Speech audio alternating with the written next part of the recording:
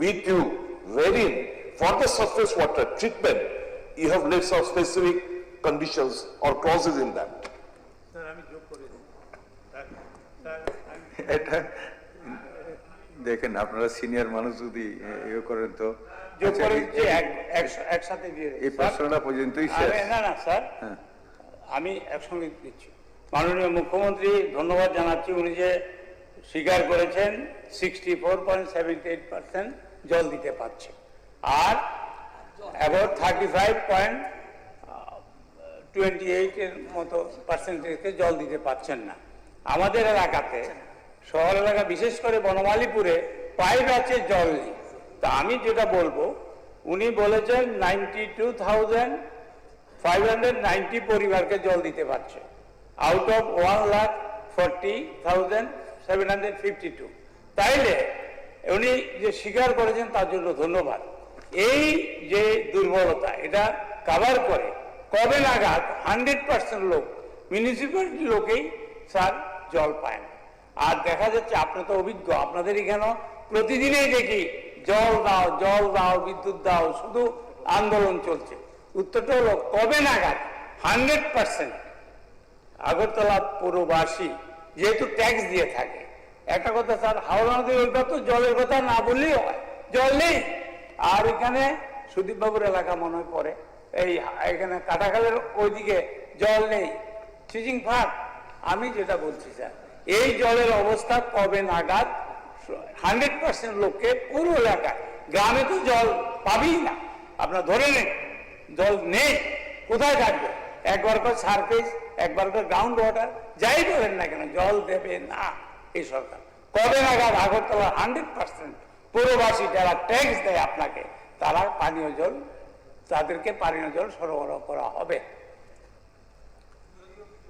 মাননীয় অধ্যক্ষ মহোদয়, আচ্ছা, এই প্রশ্নটাই কিন্তু শেষ। মাননীয় অধ্যক্ষ মহোদয়, জলই জীবন আমরা আপনি প্রায়ই বলেন, নো ডাউট, সবাই এটা জানে। এবং জলের ব্যাপারেও আমাদের যে পরিকল্পনা এবং বিভিন্ন সময়ে যে চিন্তা ভাবনা আপনারা দেখছেন, যে আমাদের মাননীয় প্রধানমন্ত্রী থেকে শুরু করে সবাই কিন্তু এই বিষয়ে সচেতন এবং বিভিন্ন স্কিম করেছে। এখানে আমার কাছে এখন যে বিষয়টা এসছে, সারফেস ওয়াটার বিষয়টা নিয়ে, যে বর্তমানে আগরতলা পুর নিগম এলাকায় প্রায় 13টি সারফেস ওয়াটার ট্রিটমেন্ট প্ল্যান্ট হয়ে গেছে। এখানে 13টি গ্রাউন্ড ওয়াটার ট্রিটমেন্ট প্ল্যান্ট যেটা আছে, সেটা বাদ দিলে সেটার সাথে প্রায় 31টি মডিফাইড আয়রন রিমুভাল প্ল্যান্ট, 6টি package type iron removal plant এবং 77টি গভীর নলকূপ পানীয় জল সরবরাহ করে। এখন এখানে গত বছরও এই বিষয়টা আলোচনা হয়েছে, সেখানে লেখা আছে যে ইন্ডিয়ান স্ট্যান্ডার্ড IS 10500/2012 অর্থাৎ সেকেন্ড রিভিশন অনুযায়ী জলে আয়রনের পরিমাণ ত্রিপুরাতে আছে, এবং সেটাকে আয়রনের পরিমাণ যদি দেখা যায় 0.30 মিলিগ্রাম যদি থাকে, সেটাকে খাওয়াতে কোনো অসুবিধা নেই। আরেকটা বিষয় যেটা আপনারা বলেছেন, যে আমরা ট্যাক্স দিচ্ছি, ট্যাক্সের পরেও কিন্তু আমরা সেরকমভাবে আমরা তার পরিষেবা পাচ্ছি না। এখানে এই যে আমাদের পস মেশিনের মাধ্যমে আমাদের মেয়েরা কিন্তু বিভিন্ন বাড়িতে গিয়ে তারা কিন্তু ট্যাক্স কর, ওয়াটার যে ট্যাক্স তার জন্য নেয়। এবং ত্রিপুরা যে চেষ্টা, পস মেশিনে আমাদের যে SHG গ্রুপের মেয়েরা যায়, তাতে দেখা গেছে বেস্ট প্র্যাকটিস হিসাবে সারা ভারতবর্ষে এটাকে গণ্য করা হয়েছে। এবং সেলফ হেল্প গ্রুপ মেম্বার, আমি একটু আগে কিন্তু অন্যভাবে বলার চেষ্টা করেছি, 10% তাদের হেল্প করা হয় সেখানে আর্থিকভাবে। যেখানে একটা বিষয়, এখানে সারফেস ওয়াটার এবং গ্রাউন্ড ওয়াটার, এটা কিন্তু দুটোর মধ্যে প্রযুক্তিগত একটু ডিফারেন্স আছে। একটা হচ্ছে সারফেস ওয়াটারে কিন্তু আয়রন থাকে না, আমি যেটা আগে বললাম, আবার সেখানে আয়রন তো থাকে না, আবার টার্বিডিটিও থাকে না। কিন্তু DTW জলে কিন্তু টার্বিডিটি থাকে। এটা আমরা ফর আওয়ার সেক এটা আমি বললাম।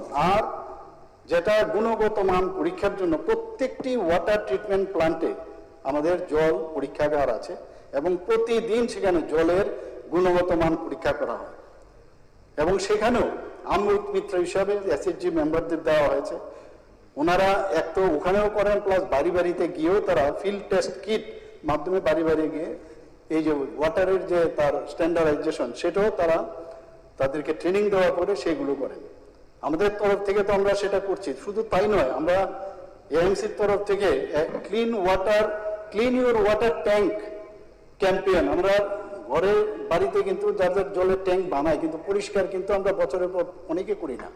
তো সেই জায়গায় দাঁড়িয়ে একটা ক্যাম্পেইনও আমাদের এএমসি থেকে করা হয়েছে এবং লিফলেট দেওয়া হয়েছে যাতে করে 6 মাসে একবার করে বাড়ির ট্যাঙ্ক পরিষ্কার করে। কি হয়, যখন ওই ট্যাঙ্কগুলো হয় ফেরুল আমরা বলি ঠিকই, কিন্তু কি ফেরুলের কি অবস্থা আপনারা জানেন, কারণ জলের স্পিড যদি থাকে ওয়ান ওয়ে থাকে তাহলে ফেরুলটাকে পুশ করে জল আসে।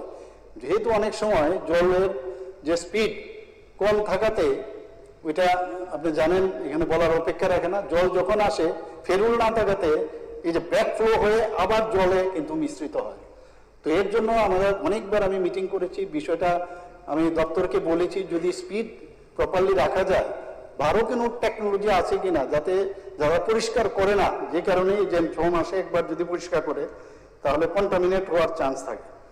আমি আশা করি যে আমাদের চেষ্টার ত্রুটি নেই, আমরা চেষ্টা করে যাচ্ছি এবং টাইমলাইন যদি আমরা বলি, আমি বলবো যে যত তাড়াতাড়ি সম্ভব আমরা সেটা করব। আর আপনি যেটা বললেন 60, আপনি আমাকে ধন্যবাদ দিয়েছেন যে আমি স্বীকার করেছি, স্বীকার করতে তো অসুবিধা নেই, যা হচ্ছে 100% যেখানে হবে বলবো।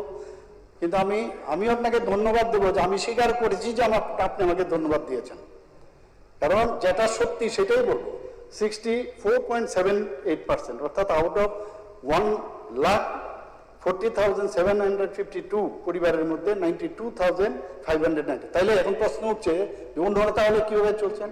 ওই যে রাস্তার পাশে যে হাইড্রেন্ট আছে সেই জল ব্যবহার করছে, আবার অনেকে যার যার বাড়িতেও টিউবওয়েল বা এই ধরনের কিছু বসিয়ে তারা জলটা পাচ্ছে। কোনটা? আচ্ছা, সবকিছু আমি একটা জলটা কিন্তু আসে, আপনারা সবাই জানেন যে কোন দিক থেকে ফ্লো হয়, উপর থেকে আসে। যে জায়গায় মানে বেশিরভাগ আগরতলা শহরের কথা যদি বলি 10 ঘাটের মধ্যে কিন্তু ইমার্শনটা হয় বেশিরভাগ। তারপরেও কিন্তু এখানে এএমসির তরফ থেকে নির্দেশ করা হয় যাতে তাড়াতাড়ি এগুলোকে এখন এত সুন্দরভাবে ওনারা উঠিয়ে নেন। না না আমি কেমিক্যালটা কি করবেন এগুলো? আমি তো বলছি যে কেমিক্যালটা এখন যে টেকনোলজি তো আমার ইউজ করতে হবে জলের মধ্যে, সেটাকে সাথে সাথে এখন উঠিয়ে নিচ্ছে কিন্তু মিউনিসিপ্যালিটি। এবার আগে কিন্তু এরকম ছিল না, পড়ে আছে, সেখান থেকে কেমিক্যাল জলের মধ্যে মিশ্রিত হচ্ছে, এখন এখান থেকে উঠিয়ে নিচ্ছে। প্লাস কেমিক্যাল আছে কিনা, জলের ফ্লো কিন্তু যেখান থেকে জলটা আমাদের সারফেস ওয়াটারটা যেখান থেকে নেওয়া হচ্ছে সেখানে কিন্তু জলের এই যে মূর্তি থেকে যে কেমিক্যালটা আসে সেটা কিন্তু সেই জায়গার মধ্যে কিন্তু কেমিক্যালটা থাকে না, কারণ এই দিক থেকে কিন্তু জল উঠায় না। কিন্তু সারফেস ওয়াটারটা কোথায়? কোলেস্ট্রিলা যদি আমরা দেখি বা এর আগে যদি আমরা দেখি সারফেস ওয়াটারের, তাহলে ওই কেমিক্যালসটা কিন্তু ওই দিকে গিয়ে কন্টামিনেট হয় না, ওই ফ্লো হয়ে ওটা বাংলাদেশে চলে যাচ্ছে।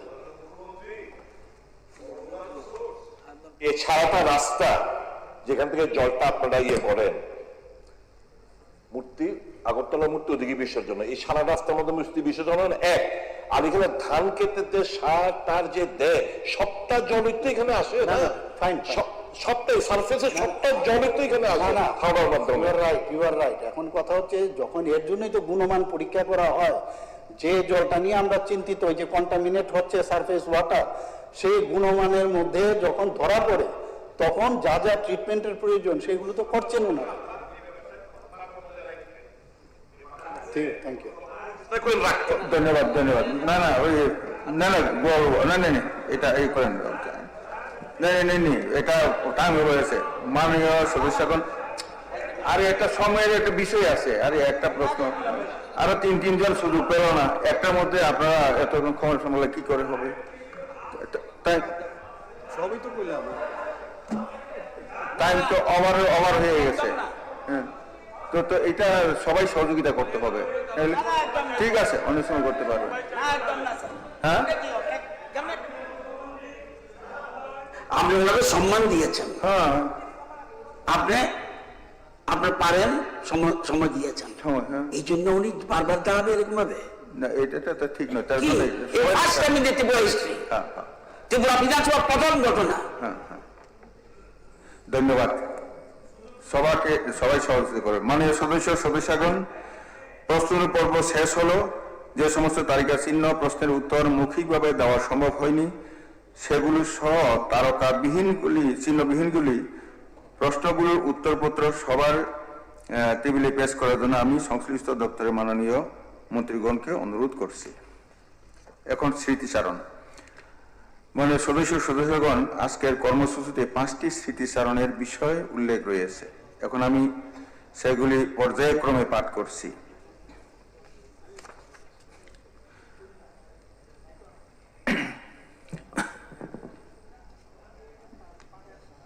স্মৃতিচারণ প্রাক্তন সদস্য কালিদাস দত্তের প্রয়াণের স্মৃতিচারণ।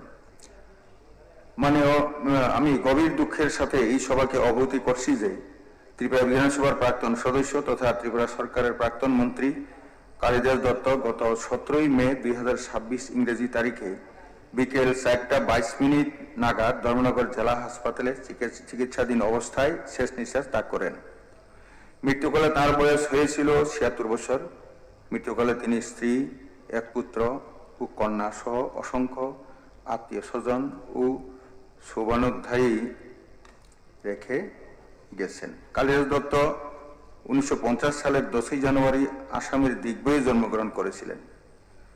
ধর্মনগরে বিবিআই স্কুলে শিক্ষা লাভের পর শিলচরের গুরুচরণ কলেজ থেকে স্নাতক ডিগ্রি অর্জন করেন।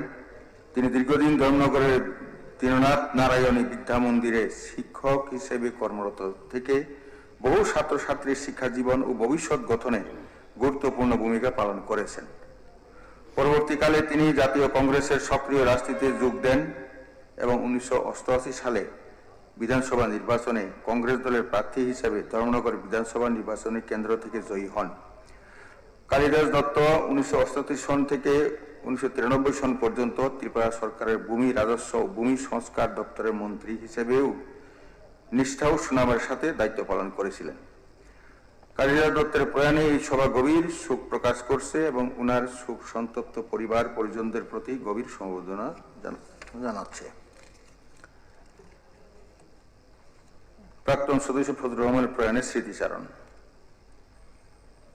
আমি গভীর দুঃখের সাথে এই সভাকে অবহিত করছি যে ত্রিপুরা বিধানসভার প্রাক্তন সদস্য তথা ত্রিপুরা সরকারের প্রাক্তন মন্ত্রী ফজলুর রহমান গত 23 জুন 2026 ইংরেজি তারিখে রাত আনুমানিক 1:10 নাগাদ উত্তর ত্রিপুরা জেলার ধর্মনগরস্থিত নিজ বাসভবনে দুরারোগ্য ক্যান্সার রোগে আক্রান্ত হয়ে চিকিৎসাধীন অবস্থায় শেষ নিঃশ্বাস ত্যাগ করেন।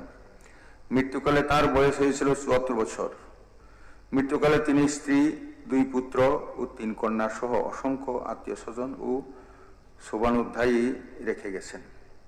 ফজলুর রহমান 9 মে 1952 ইংরেজি সালে উত্তর ত্রিপুরা জেলার ধর্মনগরের ইসাই লালসরা গ্রামে জন্মগ্রহণ করেন। উত্তর ত্রিপুরা কর্তৃ বিধানসভা কেন্দ্র থেকে তিনি 1977 ইংরেজি থেকে 2013 ইংরেজি পর্যন্ত মোট 8 বার বিধায়ক হিসেবে নির্বাচিত হন। 1998 সাল থেকে 2008 সাল পর্যন্ত তিনি রাজ্য সরকারের মন্ত্রী ছিলেন এবং সাফল্যের সাথে বিশেষ করে শ্রম ও সংখ্যালঘু উন্নয়ন দপ্তরের দায়িত্বভার সামলেছিলেন। পাশাপাশি উনি রাজ্য হজ কমিটি ওয়াকফ বোর্ডের চেয়ারম্যান হিসেবেও দক্ষতার সাথে কাজ করে গেছেন। ফজলুর রহমানের প্রয়াণে এই সভা গভীর শোক প্রকাশ করছে এবং উনার শোক সন্তপ্ত পরিবার পরিজনদের প্রতি গভীর সমবেদনা জানাচ্ছে। প্রাক্তন সদস্য নিরাজয় ত্রিপুরা প্রয়াণের স্মৃতিচারণ। আমি গভীর শোক ও বেদনা ভারাক্রান্ত হৃদয়ে এই সভাকে অবহিত করছি যে ত্রিপুরা বিধানসভার প্রাক্তন সদস্য নিরাজয় ত্রিপুরা গত 20 জুন 2026 ইংরেজি তারিখে রাত আনুমানিক 11:26 নাগাদ বার্ধক্যজনিত অসুস্থতায় তিনি নিজ বাসভবনে শেষ নিঃশ্বাস ত্যাগ করেন। মৃত্যুকালে তার বয়স হয়েছিল 87 বছর। মৃত্যুকালে তিনি 1 মেয়ে সহ অসংখ্য আত্মীয় স্বজন ও শুভানুধ্যায়ী রেখে গেছেন। নিরাজয় ত্রিপুরা 1939 সালের 12 জুলাই জন্মগ্রহণ করেছিলেন। 1978 সালে নাতিন মনু পঞ্চায়েতের প্রথম পঞ্চায়েত প্রধান হিসেবে সাফল্যের সঙ্গে কার্যনির্বাহ করেছিলেন। 2008 এবং 2013 সালে তিনি সামুনি বিধানসভা নির্বাচনী কেন্দ্র থেকে সিপিআইএম দলের প্রার্থী হয়ে দুবার বিধায়ক হিসেবে নির্বাচিত হয়েছিলেন। তার গোটা জীবন ছিল অত্যন্ত সাদামাটা। তিনি প্রায়শই উনার প্রিয় সংপ্রেং বাদ্যযন্ত্রটি বাজাতেন। আদিবাসী অধিকার রক্ষা ও প্রান্তিক মানুষের পাশে দাঁড়ানোর লড়াইয়ের ক্ষেত্রে নিরাজয় ত্রিপুরার অবদান এক উজ্জ্বল অধ্যায় হিসেবে অমর হয়ে থাকবে। নিরাজয় ত্রিপুরার প্রয়াণে এই সভা গভীর শোক প্রকাশ করছে এবং উনার শোক সন্তপ্ত পরিবার পরিজনদের প্রতি গভীর সমবেদনা জানাচ্ছে। প্রাক্তন রাজ্যপাল DY পাটিলের প্রয়াণে স্মৃতিচারণ। আমি গভীর শোক ও বেদনাক্রান্ত হৃদয়ে এই সভাকে অবহিত করছি যে ত্রিপুরা রাজ্যের প্রাক্তন রাজ্যপাল পদ্মশ্রী ডক্টর গানদেও যশবন্ত রাও পাটিল তথা DY পাটিল গত 4 আগস্ট 2026 ইংরেজি তারিখে মহারাষ্ট্রের কোলাপুরে নিজ বাসভবনে বার্ধক্যজনিত কারণে শেষ নিঃশ্বাস ত্যাগ করেন। মৃত্যুকালে তাঁর বয়স হয়েছিল 91 বছর।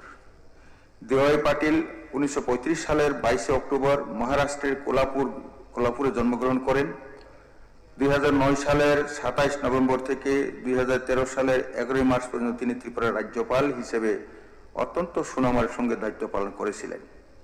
পরবর্তী সময়ে তিনি বিহারের রাজ্যপাল এবং সংক্ষিপ্ত সময়ের জন্য পশ্চিমবঙ্গের অতিরিক্ত রাজ্যপালের দায়িত্বও পালন করেছেন। DY পাটিল 1957 সাল থেকে 1962 সাল পর্যন্ত মহারাষ্ট্রের কোলাপুর কর্পোরেশনের মেয়র এবং 1967 ও 1972 সালে মহারাষ্ট্রের পানহালা বিধানসভা নির্বাচনী কেন্দ্র থেকে ভারতীয় জাতীয় কংগ্রেস দলের প্রার্থী হয়ে বিধায়ক হিসেবে নির্বাচিত হয়েছিলেন। তিনি মহারাষ্ট্র জুড়ে অসংখ্য কলেজ ও শিক্ষা প্রতিষ্ঠান গড়ে তুলেছিলেন।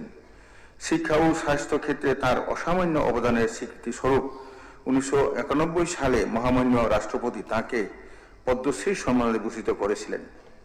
ত্রিপুরা রাজ্যপাল হিসেবে দায়িত্ব পালনকালে রাজ্যের উন্নয়নে তার গঠনমূলক ভূমিকা এবং মানুষের প্রতি আন্তরিকতা ত্রিপুরাবাসীর কাছে সর্বদা স্মরণীয় হয়ে থাকবে। এই সভা প্রয়াত DY পাটিলের স্মৃতির প্রতি গভীর শ্রদ্ধা জ্ঞাপন করে ওনার শোক সন্তপ্ত পরিবার পরিজন, আত্মীয় স্বজন এবং অসংখ্য অনুরাগীর প্রতি আন্তরিক সমবেদনা প্রকাশ করছে।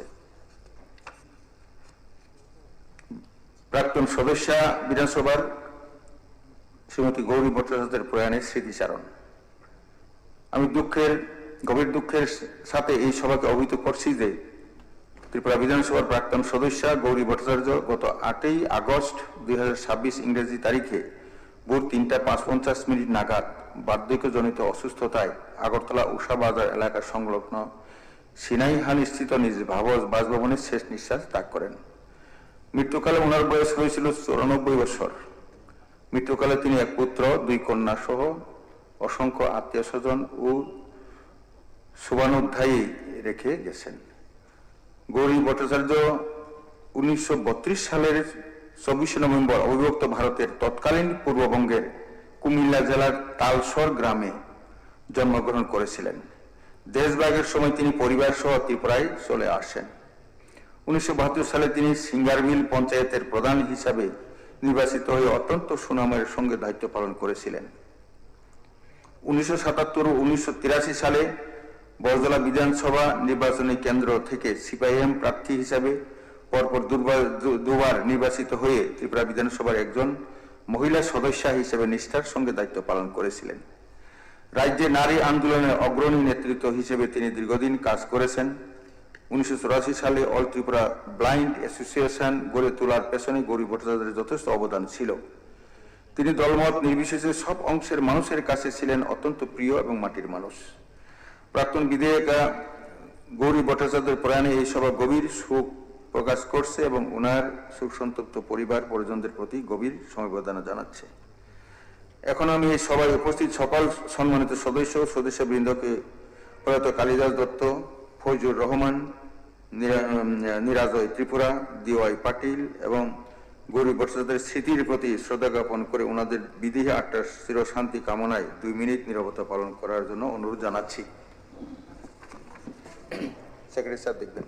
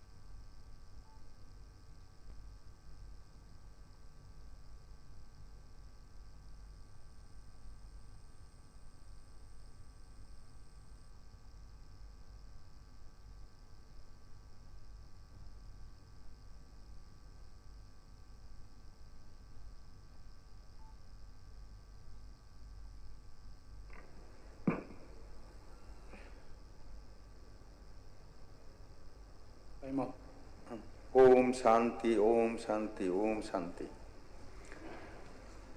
এখন বিজনেস অ্যাডভাইজারি কমিটির প্রতিবেদন উত্থাপন ও গ্রহণ। মাননীয় সদস্যগণ, সবার পরবর্তী আলোচ্য বিষয় হলো বিজনেস অ্যাডভাইজারি কমিটির প্রতিবেদন পেশ, বিবেচনা ও গ্রহণ করা।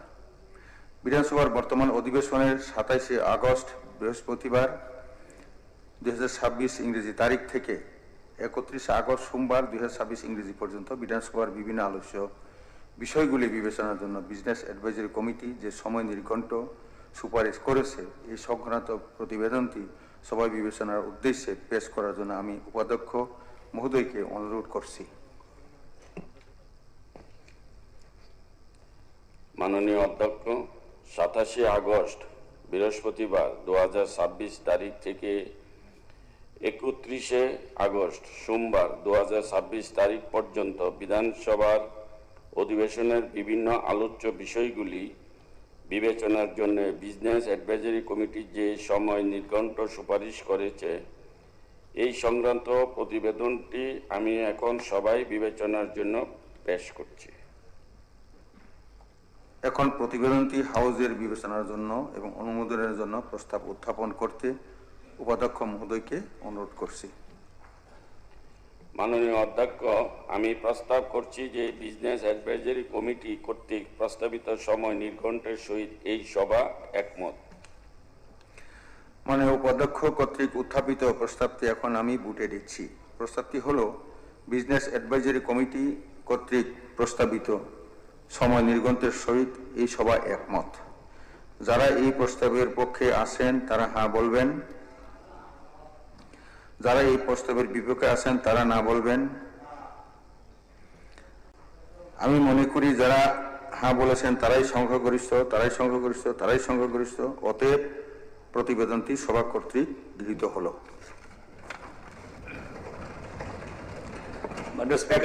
একটি ঘোষণা হবে হবে হবে হবে একটি ঘোষণা। মাননীয় সদস্যগণ, নির্ধারিত কর্মসূচি অনুযায়ী আগামী 31শে আগস্ট 2026 তারিখে বিধানসভা অধিবেশন শেষ হচ্ছে। এই পরিপ্রেক্ষিতে আগামী 28 আগস্ট 2026 এবং 31 আগস্ট 2026 তারিখে রেফারেন্স নোটিশ এবং কলিং অ্যাটেনশন নোটিশ ত্রিপুরা বিধানসভা সচিবালয়ে জমা না দেওয়ার জন্য আমি মাননীয় সদস্যকে বিশেষভাবে অনুরোধ করছি। স্যার, পার্লামেন্ট অ্যাফেয়ার্স মিনিস্টার কিছু বলবেন। একটা গুরুত্বপূর্ণ বিষয়ে স্যার আপনার দৃষ্টি আকর্ষণ করছি। বলুন না।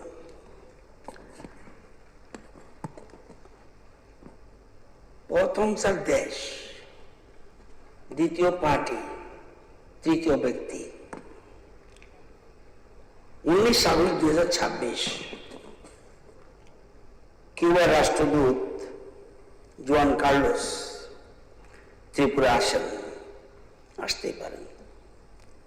ফিদেল কাস্ত্রোর জন্মদিন পালন করেন সাবুবের ওল্ড টাউন হলে, এটাও আমার আপত্তি নেই। 21 আগস্ট উনি রবীন্দ্র ভবনে যান, সেখানেও জন্মদিন পালন করেন। বিরোধী দলনেতা নিজেও সেখানে ছিলেন, প্রাক্তন মুখ্যমন্ত্রী মানিক সরকারও ছিলেন সেখানে। উনি সিপিএম পার্টি অফিসেও যান।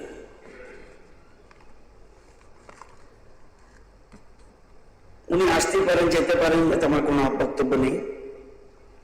অন্য কোনো দলের অফিসে, কি কংগ্রেস, কি বিজেপি, কি ত্রিপুরা মাতা, কি আইপিএফটি, কোনো দলের অফিসে কিন্তু যায়নি। উনি স্যার,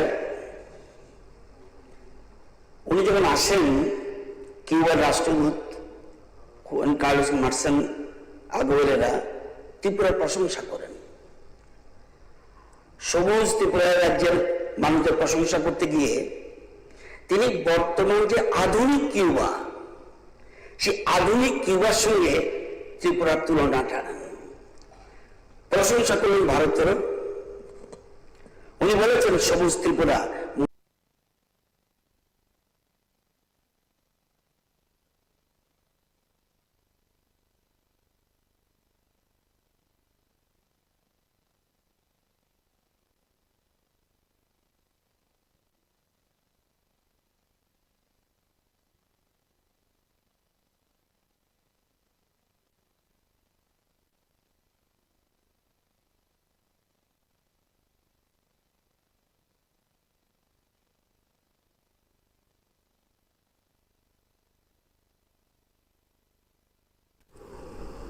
মার্কিন সাম্রাজ্যবাদীকে গালি দিতে গিয়ে ভারতীয় সাম্রাজ্যবাদী শক্তি হিসেবে দেখানোর চেষ্টা করেন। তিনি বিদেশে অতিথির সামনে বলেছেন, আমরা লক্ষ্য করছি এটা শুধু আমেরিকাতে নয়, এটা আমাদের ভারতীয় উপমহাদেশও, যে কারণে আমাদের স্বাধীনতার এত অর্জন, তার সুফল আমরা সেরকমভাবে দেশের স্বাধীনতার 8 দশক পরেও পাচ্ছি না।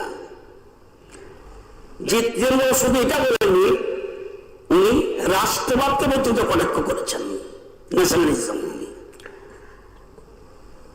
স্যার, কিউবার সাম্রাজ্যবাদী বিরোধী লড়াইয়ে ভারত চিরকাল কিউবার সাথে ছিল।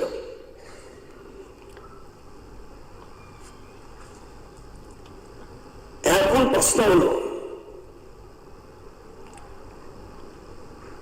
এই যে জিতেন বাবু বিরোধী নেতা, উনি শুধু এটা নয়, ওইখানে যে রবীন্দ্র ভবনে প্রোগ্রামে জাতীয় পতাকা দেখলাম না, এটা হলো জাতীয় পতাকা, আপনার দুপাশে আছে দেখবেন। জাতীয় পতাকা না টানিয়ে এই ধরনের একটা পোস্টার রাখেন, একটু লজ্জা করে বুঝবে, পোস্টার, এটা পোস্টার কিন্তু ন্যাশনাল ফ্ল্যাগ, এটা টানিয়ে এবং কিউবার সমস্ত পতাকা উনি দিলেন। সেখানে যারা আয়োজন করেছেন, আয়োজন কারা করেছেন আমি তাও বলছি একটু আগে, সেখানে নিয়ম কি, যখন কোন দেশের রাষ্ট্রদূত আসবে, জাতীয় পতাকা, ভারতের জাতীয় পতাকা সেই দেশের জাতীয় পতাকা থাকবে, এবং যদি কোন ফ্ল্যাগ দেখতে হয়, যদি আমি ফ্ল্যাগ ধরি, আমি ওই সবাই যদি থাকি, যার যার ফ্ল্যাগ থাকবে, জাতীয় পতাকা আমাদের দেশে থাকবে, তাদের দেশে থাকবে। শুধু কিউবার পতাকা, কিউবার পতাকা, কিউবার পতাকা। শুধু এটা নয়, শুধু এটা নয়, শুধু এটা নয়, শুধু এটা নয় স্যার, শুধু এটা নয়, শুধু এটা নয়, শুধু এটা নয়, সেই সময় সেই বছর ন্যাশনাল সং, ন্যাশনাল অ্যান্থেম, জাতীয় সঙ্গীত বা জাতীয় সঙ্গীত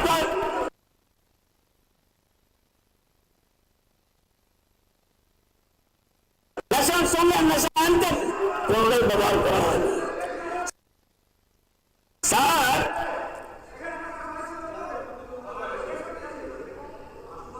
ভারতকে ভারতকে ভারতকে কিভাবে সাম্রাজ্যবাদী শক্তি বলতে পারলেন? পরবর্তী বলেন। ভারত পৃথিবীর কেউ ভারত বলতে হবে ভারত কোন দেশের 1 ইঞ্চি জমি রেখেছে? বাংলাদেশ যুদ্ধে বাংলাদেশ দখল করে তাদের হাতে দিয়ে এসছে। কোন দেশ পৃথিবীতে বলতে পারছে? বরঞ্চ তাদের বন্ধু কমিউনিস্ট চীন বাংলাদেশের যুদ্ধে পাকিস্তানের হেল্প করার জন্য মার্কিনের সাথে যোগাযোগ করে এটা করেছে। লজ্জা করে না? আজকে প্রশ্ন সেখানে, শুধু সেখানে প্রশ্ন রয়েছে। এখন আমার প্রশ্ন হলো, এই যে উনি বলছেন রাষ্ট্রপতির পক্ষে, স্যার বিদেশি অতিথির সামনে সবচেয়ে ইম্পর্টেন্ট কথা জিজ্ঞাসা করুন স্যার, বিদেশি অতিথির সামনে, বিদেশি অতিথির সামনে কোন নিজের দেশকে ছোট করে দেখানো, এটা কি আশ্চর্য! এখন বস্ত পায়নি এত বিদেশি শহর, বিদেশি এজেন্ট। এখন বস্ত হলো, এখন বস্ত হলো এই সভা, আর এই সময় কারা থাকবে? রাষ্ট্রবাদীরা না দেশদ্রোহীরা? এটা ক্লিয়ার হতে হবে, ক্লিয়ার হতে হবে, কোনো কথা নাই। তারা স্যার, তারা এক এক বলে একজন লোক করছে দেশদ্রোহী, দেশদ্রোহী, চোর, এজেন্ট, দেশের এজেন্ট, এজেন্ট, বিদেশের এজেন্ট।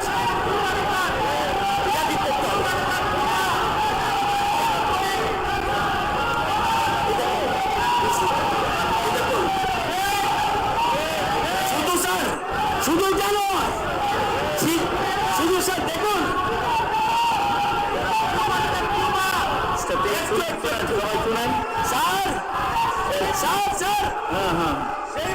ফিদুল কাস্তুর জন্মদিন, আলোচনা সভা, আপনারা আসুন।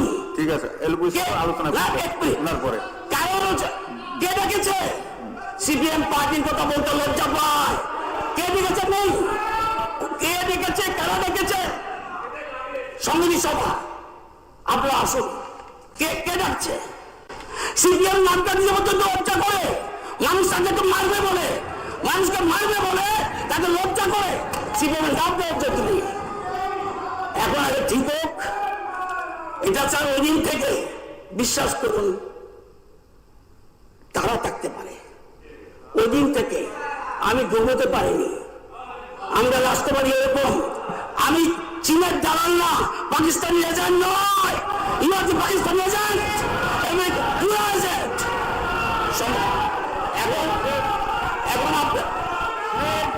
এখন আপনি ঠিক করুন, রাষ্ট্রবাদী থাকে, রাষ্ট্রবাদী থাকলে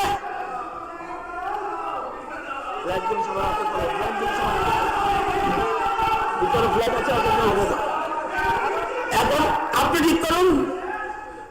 আচ্ছা ওরা ঠিক আছে, এখন না স্যার, বিদেশি এজেন্ডা থাকবে না রাষ্ট্রবাদীরা থাকবে।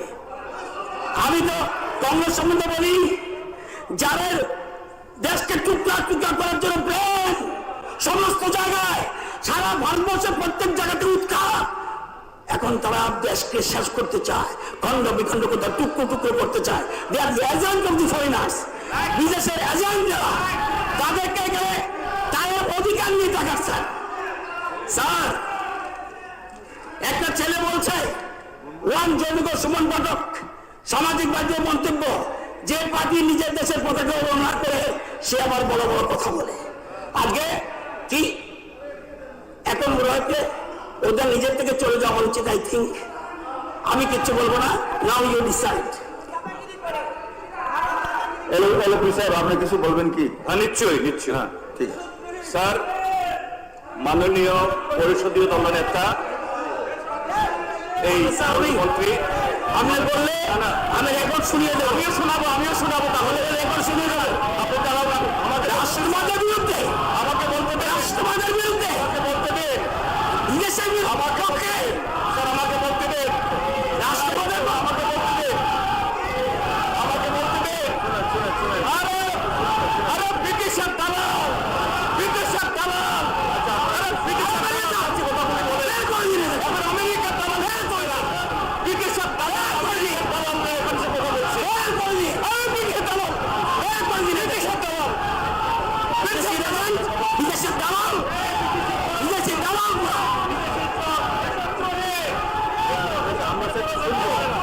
বলুন, ঠিক আছে, বলেন বলেন বলেন বলেন স্যার, বিদেশের দালালি এখন মার্কিন যুক্তরাষ্ট্রের দালালি, মার্কিন যুক্তরাষ্ট্রের বিরুদ্ধে কথা হয়েছে, তো এই জন্য গায়ে লেগেছে। আমরা খুব খুশি, আমরা খুব খুশি। মার্কিনের পক্ষে আমরা ওই চীনের সাথে মার্কিন যুদ্ধের সময় দালালি এবং পাকিস্তানের যুদ্ধের সময় খুশি, সব জানে দালালি করবে, এটা সবাই জানে। ভারতবর্ষে দেখলো কোনো রাজ্যে সবাই তাদের স্থান নেই, আছে দালালরা এখন আমেরিকার দালালি করছে, আছে পাকিস্তান দালালি করছে, কোথাও নেই। Rejected by the people of India. আমি যে বিষয়টা আনতে চাইছি স্যার, খুব গুরুত্ব আছে। বলেন বলেন বলেন বলেন বিষয়টা হলো স্যার, আমি মাননীয় মুখ্যমন্ত্রী দৃষ্টি আকর্ষণ করছি যে প্রায় 16 বছর বাদে আমাদের দেশে জেনারেল সেন্সাস শুরু হয়েছে। নাও স্যার হাউস ওরা আগে ঠিক করতে ওরা থাকতে পারবে কিনা? আরে বাবা,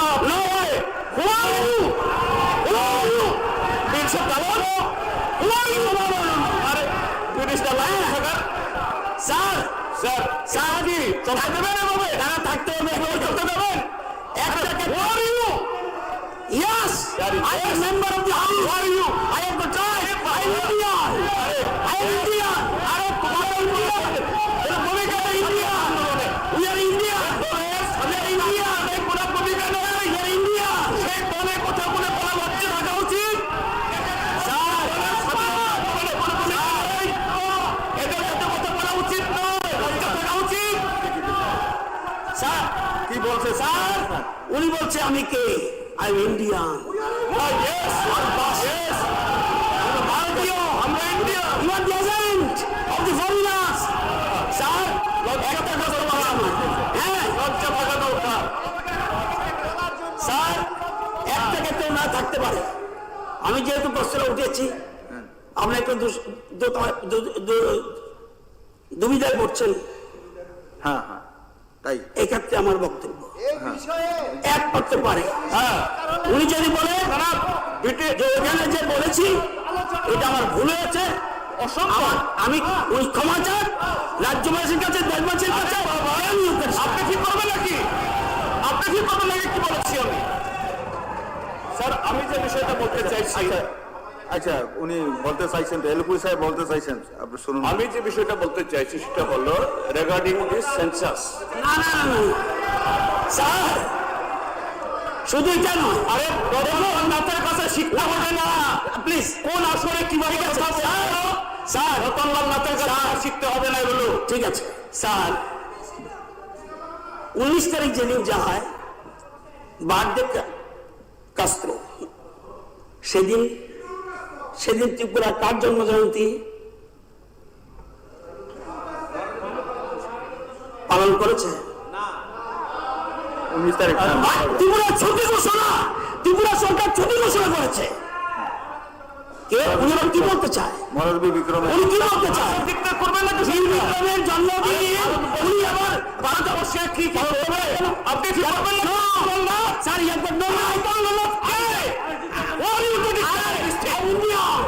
Are you Indian? You're Indian. I am Indian. India. I am the very much Indian. Pakistani, not like you. Pakistani, not like you. Pakistani. You are the British Salam. You are the British Salam. You are Pakistan. Agent of Pakistan. You are the agent of Pakistan. You are the agent of China. You are the agent of Pakistan. I'm Indian. You are not an Indian. Sir আমাদের দেশে থাকবে আমাদের দেশে খাবে আর বিদেশে জ্বালানি করবে বাবা বিদেশের দালালরা কি কথা বলছে ব্রিটিশের দালালদের এই সমস্ত কথা বলার একটা নেই চাইতে হবে লজ্জা শরম নেই ব্রিটিশের দালাল ঠিক আছে ঠিক আছে একটু রিপ্লাই দেন স্যার আচ্ছা এলকুই সাহেব বলেন স্যার উনি পারবে না ওনারা ক্ষমা চাইতে হবে আরে বাবা ক্ষমা চাইতে হবে উচ্চ করুন এটা করতে পারো না কিছু কথাবার্তা বললে না উচ্চ করতে হবে স্যার উচ্চ করতে হবে আরে কে বলছে চাইতে হবে অসহায় ক্ষমা চাও আপনি যেরকম নেগেটিভ দিয়েছেন দেশের মানুষের জন্মদিন পালন করে না আরে বিদেশের দিয়ে agent of Pakistan agent of China agent of foreign countries you are taking money from the foreigners এই হাউস একটা পর্যন্ত এটা স্থগিত রাখা হলো।